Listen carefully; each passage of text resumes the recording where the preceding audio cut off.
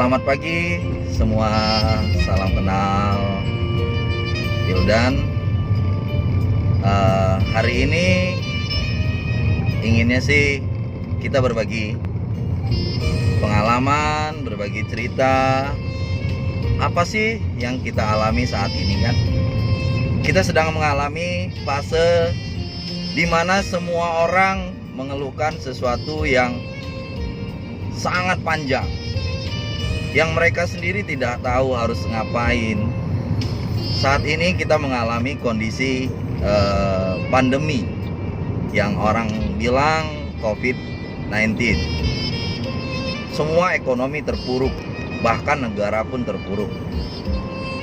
Apalagi hanya kita seorang manusia biasa yang tidak tahu kita mau ambil posisi seperti apa dengan keadaan seperti ini. Kita cuma pengen membahagiakan orang-orang yang terdekat sama kita. Kita pengen bekerja sepenuhnya.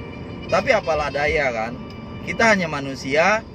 Ada masanya perusahaan tersebut ekonomi tidak kuat, OPEX terlalu besar, mengurangi yang namanya status karyawan.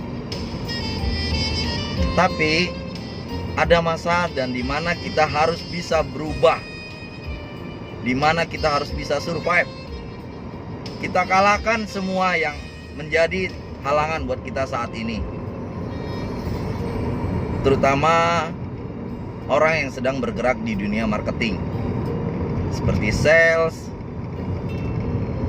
seperti supervisor, seperti seorang leader yang menggunakan pola-pola lama, yang tidak mau merubah pola baru, tidak mau membuang air yang sudah penuh, tetap berada di air tersebut, tidak mau keluar dari zona tersebut. Gimana kalian mau survive dengan keadaan seperti ini? Semua butuh makan, semua butuh kerja, semua butuh tanggung jawab. Apalagi kita sebagai seorang pria khususnya harus tahu momen apa yang harus dihadapin saat ini. Oh iya, kita nggak bisa berharap, oh Tuhan berilah kesempatan kali ini saya untuk merubah semua situasi. Tapi kalau andanya sendiri tidak mau berubah, percuma. Orang banyak yang bilang saat ini akan indah pada waktunya. Tapi kalau Anda hanya berdiam diri di rumah, tidak melakukan apapun, hanya berpikir negatif, apakah Tuhan tidak adil, Tuhan tidak sayang, itu Anda gagal. Lekas berubah. Kapan lagi Anda bisa berubah? Karena kita tidak tahu keadaan ekonomi kita ini sampai kapan seperti ini. Negara terkuat aja bisa drop, apalagi kita cuma karyawan, hanya buruh. Tidak tahu harus bagaimana dan cara apa yang harus dilakukan. Mau buka usaha tidak punya modal, tapi Anda tidak punya skill, hanya berharap dengan kerja yang lama, dengan pola yang lama. Anda tidak mau merubah itu semua, sama aja Anda kebanyakan halu. Ya, kita kembali lagi ke topik seperti sekarang saat ini. Seorang marketing mobil yang sedang dialami, bahkan saya pun berkecimpung di dunia otomotif. Saya berpikir sebagai seorang leader, kenapa keadaan seperti ini? Kenapa? Apa yang salah sama saya? Saya berpikir ulang, oh saya melakukan ini terhadap tim saya, terhadap supervisor saya. Saya harus bisa merubah pola mereka. Bahkan yang tadinya mereka kerja cuma 4 jam, saya tekankan untuk mereka kerja lebih banyak. Bahkan saat orang lagi tidur, mereka harus bekerja. Agar apa? Hasilnya maksimal. Dengan keadaan begini kita tidak bisa menunggu. Jemput bola itu sudah harus. Menunggu mau sampai kapan? Hanya menunggu, ya kan? Berangkat pagi sampai kantor, bingung, tidak tahu mau kemana, tidak ada schedule malam hari. Prepare, plan, strategi apa hari ini, konsumen mana yang harus ditemuin, konsumen mana yang harus di closing. Sedangkan promo-promo untuk dunia otomotif lagi jor-joran banget. Karena untuk mengangkat angka agar OPEX perusahaan tidak terlalu besar. Ya kan? Pola lama seharusnya sebagai seorang tim marketing itu harus dirubah. Pola lama sudah tidak bisa dipakai lagi. Sekarang ini yang dibutuhkan pola mindset, survive, itu yang baru. Semuanya harus dirubah. Anda ingat, jadilah seorang singa. Dia hanya diam. Saat dia mau makan, dia siap memburu. Kenapa Anda kalah sama singa? Saat Anda butuh makan, Anda tidak memburu. Anda hanya menunggu. Tidak mau berebutan. Sedangkan wilayah kita ini kuenya sangat besar sekali. Kenapa tidak mau berburu bersama-sama, melakukan sesuatu yang di luar kesehatan pikiran kita? Contohnya, saya dulu kerja santai. Saya tidak mau capek. Ya kan? Saya tidak mau dibilangin orang marketing bodoh, marketing bego, dibilang marketing lemah.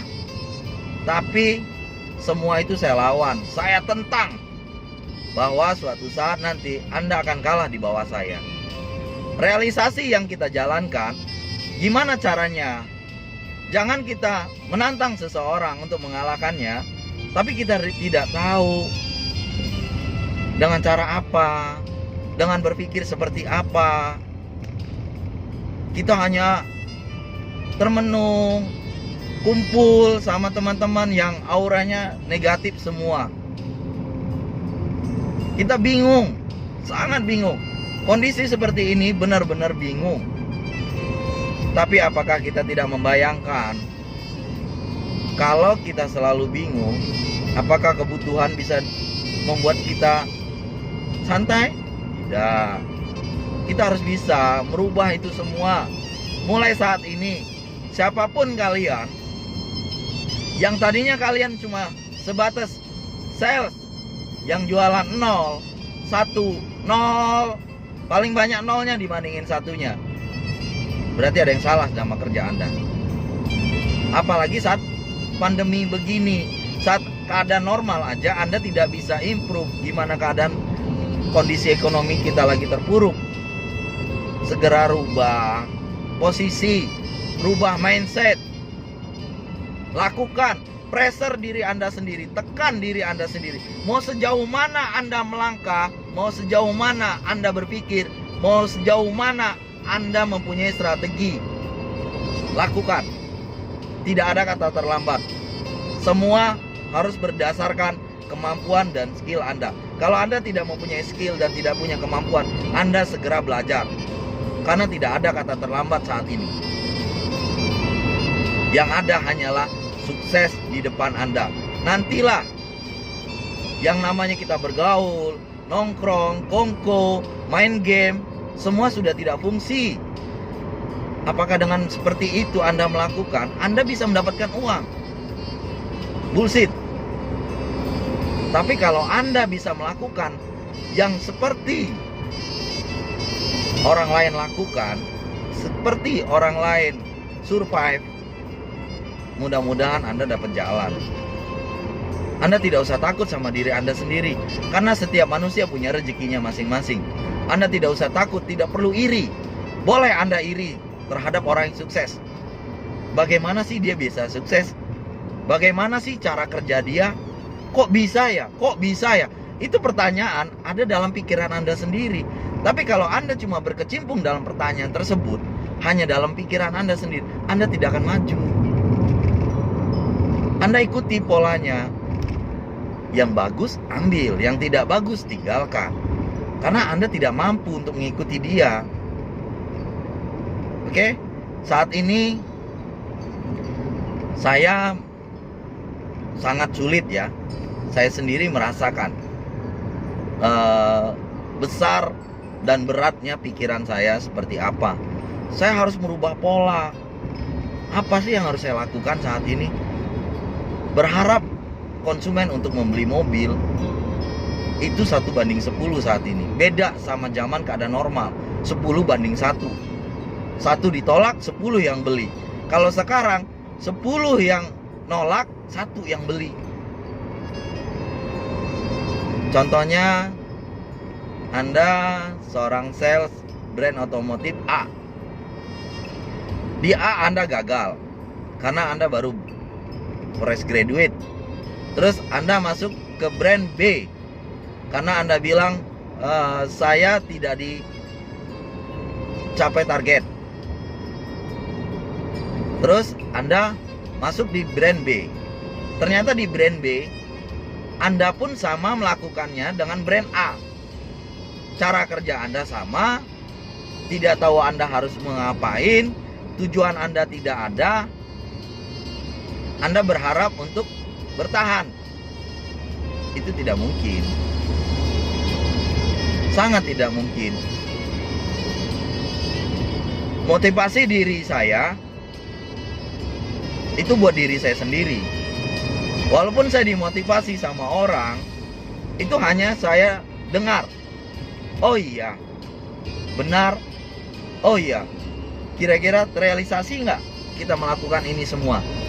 Jika tidak, oh iya, berarti ada yang salah. Segera rubah.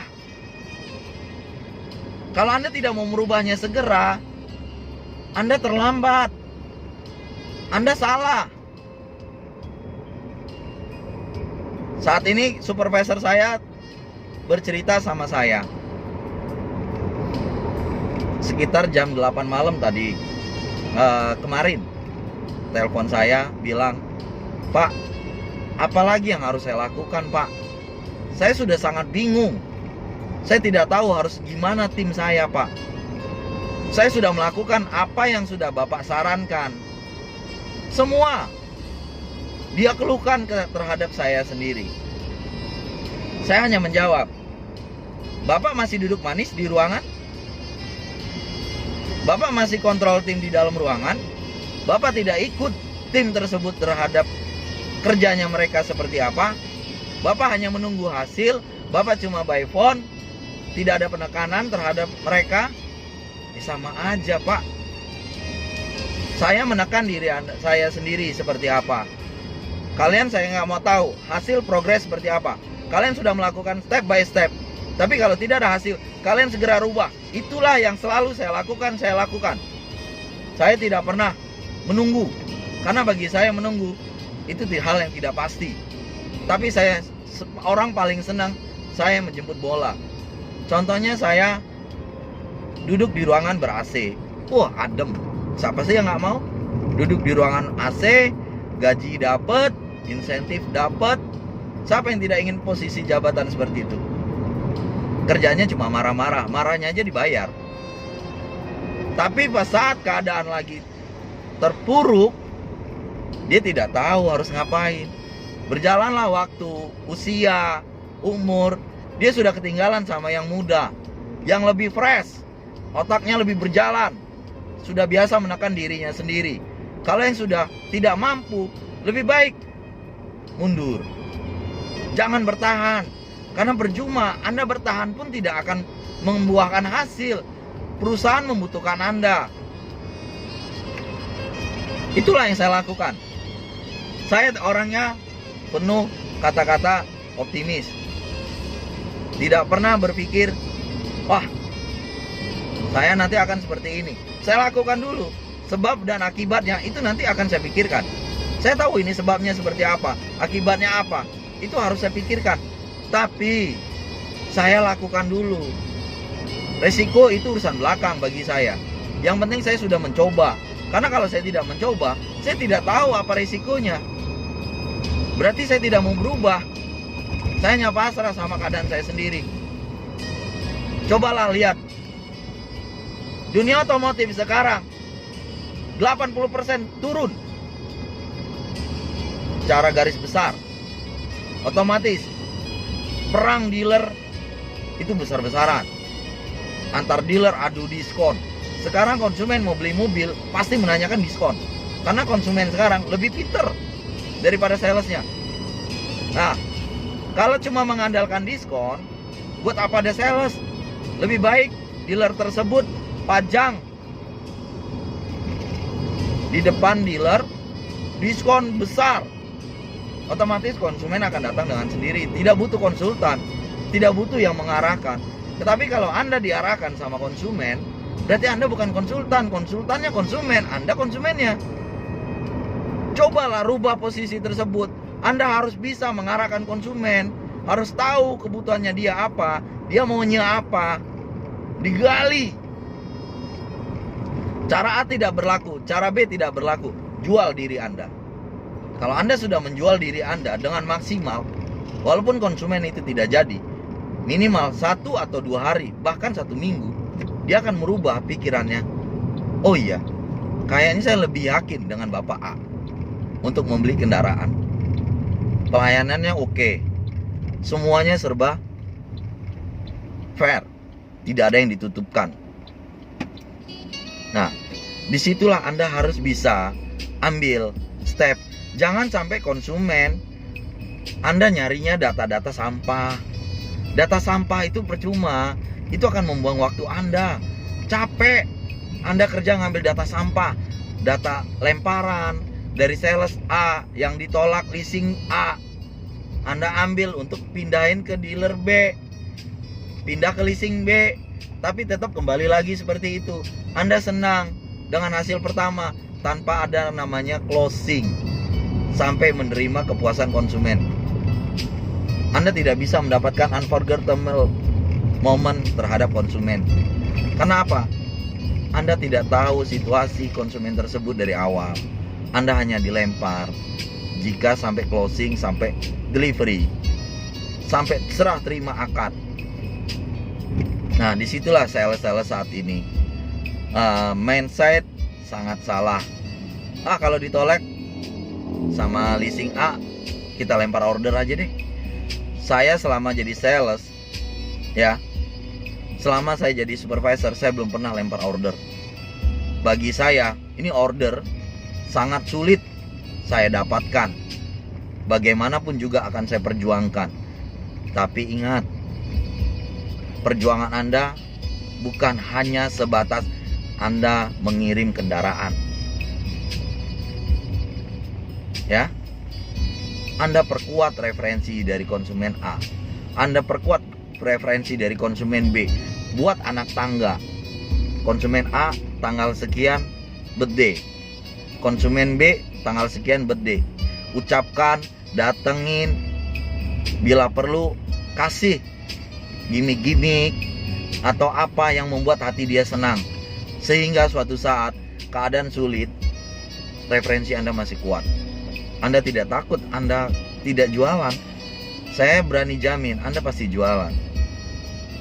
Tapi Anda harus rubah itu semua dari sekarang.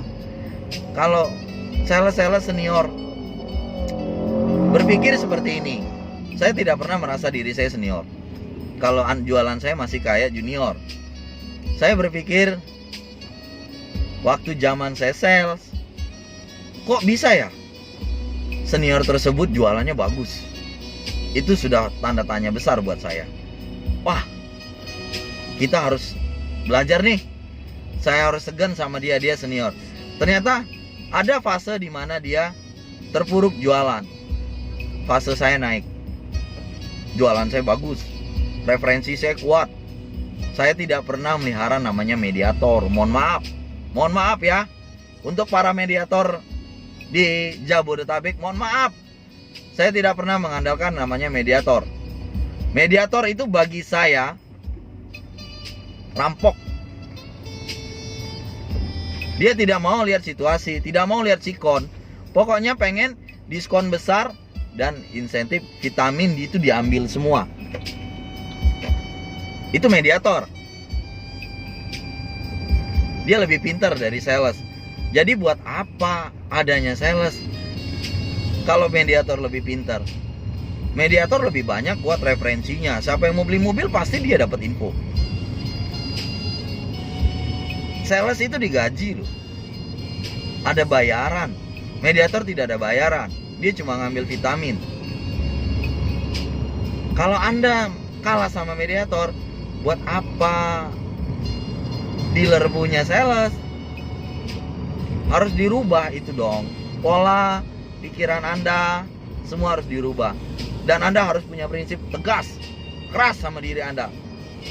Anda tidak mau punya mediator. Mediator itu hanya kita menjual itu hanya mendapatkan poin saja. Paling dikasih cuma uang rokok. Kita yang kerja, tapi beliau yang dapatkan duitnya. Itu salah. Kalau saya nggak mau, saya tidak pantang bagi saya dapat mediator. Mediator itu bagaimana ya? Mediator itu adalah mediator orang yang licik, cerdik dan pintar. Yang suka mengadu harga yaitu mediator. Mediator, wah ini dealer A diskonnya kalah nih sama dealer B. Ternyata dia dapat informasi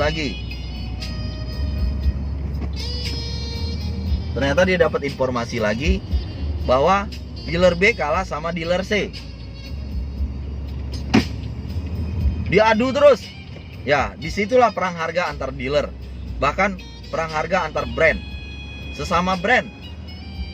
Dia cari, sudah tahu diskon sudah maksimal, bahkan sales pun nggak dapat apa-apa, diberikan semua. Yang penting jadi. Nah, disitulah kesempatan mediator buat mengambil momen itu. Karena kita takut kita tidak dapat poin, tidak dapat jualan. Ingat, sebagai seorang sales, momen kinerja Anda itu harus lebih baik dari mediator, lebih baik dari konsumen. Konsumen, saya pernah mengalami. Waktu itu punya konsumen Bapak A ya. Beliau sangat teliti sekali. Bahkan anaknya beliau itu lebih cerdas dibandingkan beliau masalah produk. Saya sempat berpikir,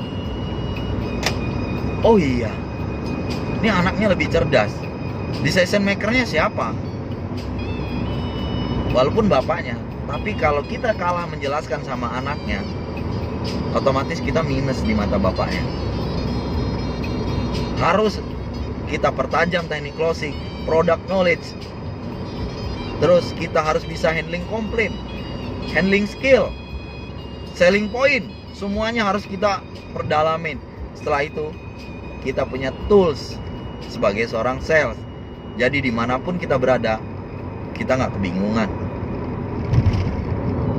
Ya, hari ini saya akan memberikan masukan lagi lebih banyak. Mudah-mudahan kita sama-sama bangkit untuk lebih baik.